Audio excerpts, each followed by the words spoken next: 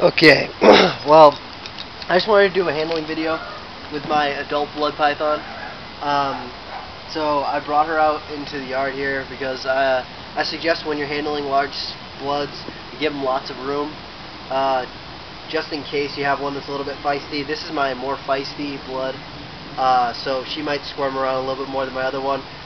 You want to avoid holding them in crowded areas. They tend to get nervous in general anyway, so if you add on top of that a bunch of people moving around, it can lead to bad things happening.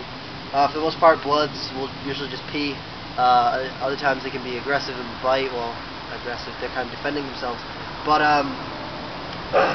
so what you want to do is you just open up the cage.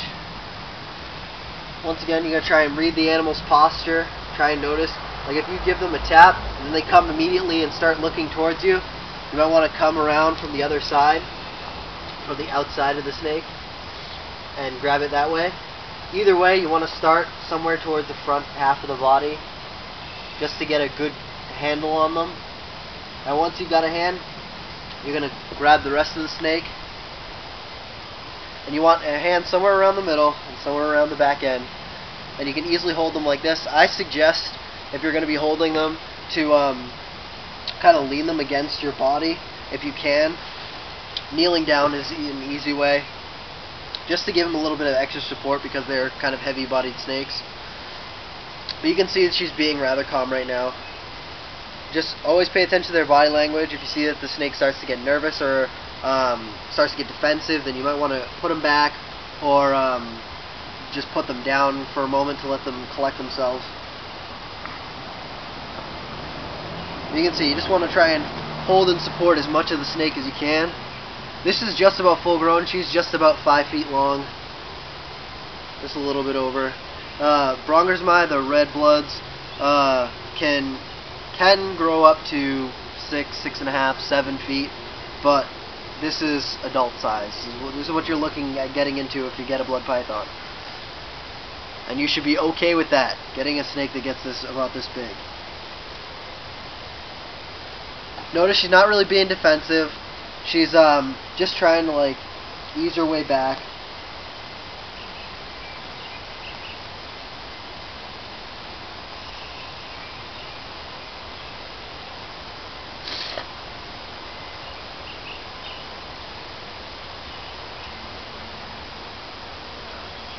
And then if you're going to be handling your blood, I usually don't recommend handling bloods around your neck.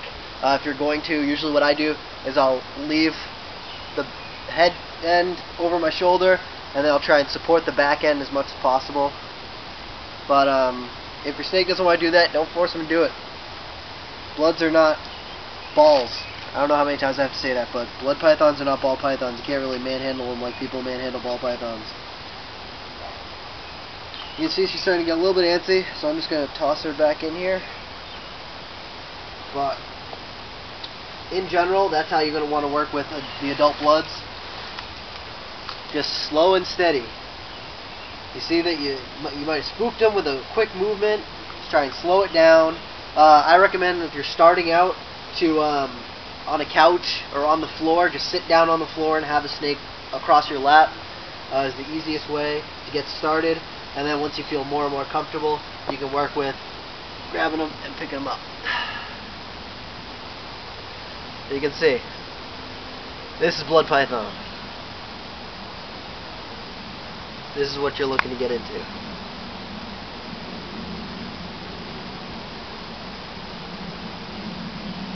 That's my girl.